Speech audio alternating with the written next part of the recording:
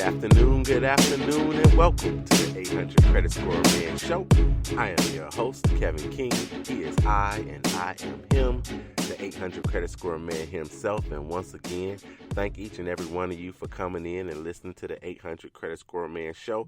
I truly appreciate it. So how's everybody doing out there? Look, last week, our show was basically hijacked, if you will, because of the hack and everything that was coming out with the Equifax data breach and what's going on. And I needed to tell you how you're going to get your money or what kind of services you can get from that. So it was kind of hijacked last week. So I told you that we were going to talk about building credit from the ground up this week. Building credit from the ground up, no matter where you are, how you can get it done. I don't care if you're at 438 or 515, whatever it is, how you can get it done. However, yet another data breach, another hack has hijacked this show as well. So I swear to you, we're going to get to talk about, how to build your credit from the ground up, where to start, all of those things. We're going to do that. Hopefully it's going to be next week then. In addition to doing that, we're also going to talk about how to leverage your good credit. So we're going to talk about, hey, now that you've been listening to the 800 Credit Score Man Show, you've been listening for 3 years, or you've been listening for 3 months or 3 weeks, you've been listening, you've gotten your credit to where you want it to be, or your credit is good enough to get some things done. We're going to talk about leveraging your credit for you. So oftentimes we don't really think about how can I use this tool to help things be better for me and my life and my family and whatnot. We don't talk about it in those terms. We only really talk about it in interest rates, buying a car, buying a home, and things of that nature. We're going to talk about leveraging your good credit as well. So we're going to do that on next week, you guys, because I've got to tell you about the particular breach that happened or that we were notified about this week, and it impacts in terms of number. The Equifax breach impacted 146 to 150 million people. This particular breach didn't do as many people. It's 106, but the information they got about you and me and others is even more detailed. So since it's more detailed, there's more exposure for us all when it comes to that. So we're going to discuss that today. And we got a great question of the day. It's something that no one has asked me about in a long time. Nobody's asked me about this in a long time. So we're going to talk about that. It kind of deals with collections. So we're going to talk about that in the question of the day. So make sure that for next week, you tell all your friends that own a business. I don't care if they've been in business 7 years, 7 months. You let all your friends know that own a business, all your friends that are entrepreneurs, all the people that you say have a side hustle, all the people that when you talk to them, you say, yes, your little business, how's your little business doing? Whatever it is, however you categorize it, I want you to make sure that they listen to this show next week when we talk about leveraging your credit. We're going to talk a lot about entrepreneurs and individuals being able to leverage their credit for them. So make sure that you send this out to all your friends, all your family, all the business owners you know.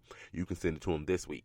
So no matter whatever platform you listen to it on, I don't care what platform it is, if you listen to it on iTunes, iHeartRadio, YouTube, wherever, there is a share button. Share the show.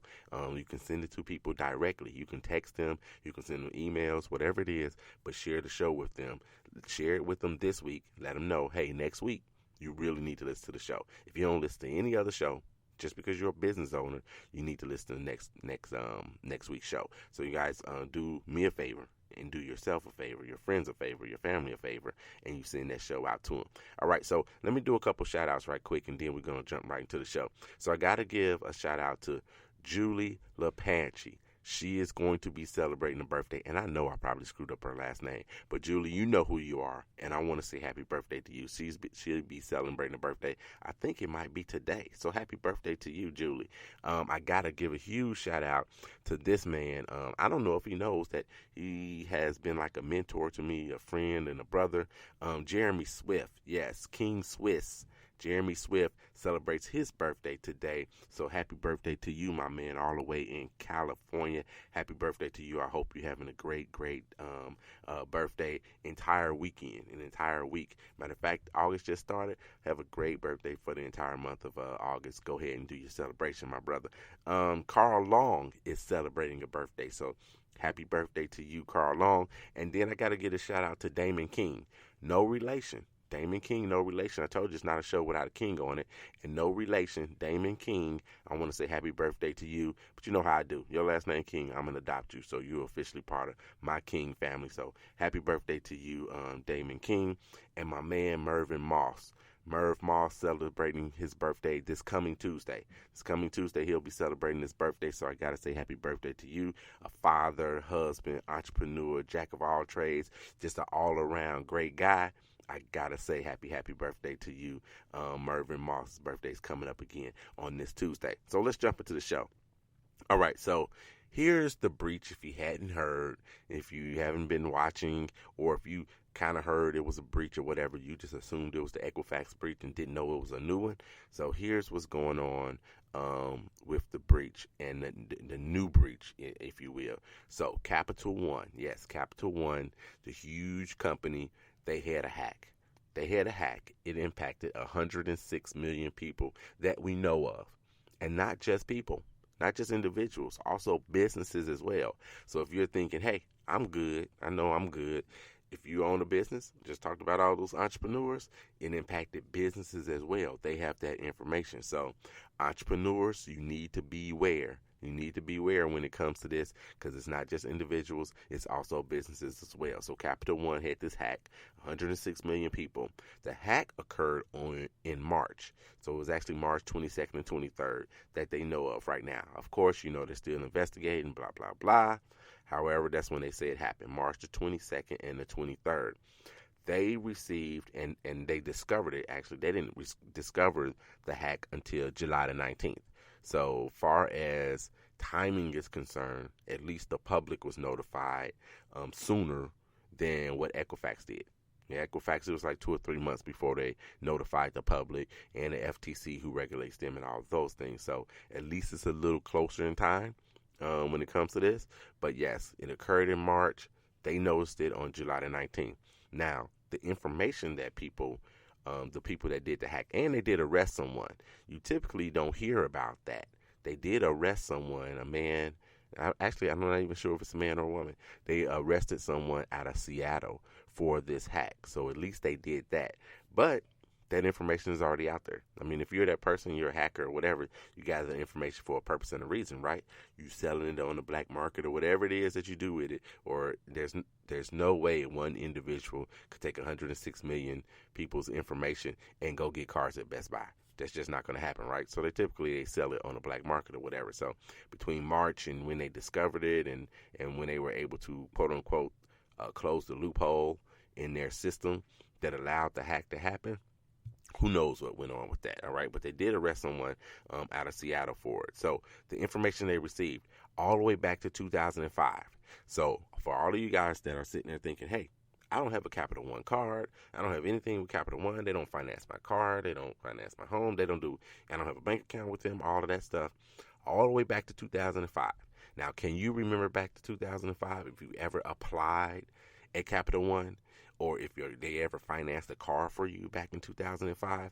So they got information all the way back to 2005, not just on current customers or people that have a card, applicants. So you could have applied and not been approved, and your information is stored somewhere. So they got all the way back to 2005. Here's the information that they do have. They have your name. They have your address. They have your social security number. That was one of the things that with the Equifax hack, they didn't get everyone's social security numbers. I think it was less than 150,000 people of the 143 million people whose information they accessed. But they got your name, address, social security number for all of the people that they know of. They have your birth date. They have your bank account numbers. They have your credit score. So they've gotten everything that they need to even just build an identity. They can build an identity with this stuff. Birth date, social, you can walk in probably any Bureau of Motor Vehicles or DMV, depending on where you live at, what you call it, Department of Motor Vehicles, anywhere with some information, with a bill, and go ahead and get you a ID or a driver's license in somebody else's name. You've got name, address, social security number, birth date, all of those things. So they've got all that plus bank account numbers. So here's what they're going to do, or they claim they're going to do. They're going to contact you. So they claim they're going to contact you via mail, via snail mail. They're going to contact you if you have been impacted by this. So like I said, 106 million people and businesses, they're going to contact you by mail by August the 5th. So you need to be looking for something from Capital One by August the 5th. If you get something, that means your information was compromised. So your information is compromised, and just assume that they have all of that information on you, and it's out there on the web somewhere, all right? Here's something I want you to do, or actually not do. Do not talk to or communicate with anyone calling you on the phone or emailing you saying that they're Capital One. So when you have a hack like this or whatever, then you always have to deal with the aftermath of it. Not just them getting your information and maybe going buying something, open accounts in your name. You also have to deal with the other scams that may come along with this. So what's going to happen? Somebody's going to say, hey, this is a great idea. We're going to call people and we're going to say we're representing Capital One.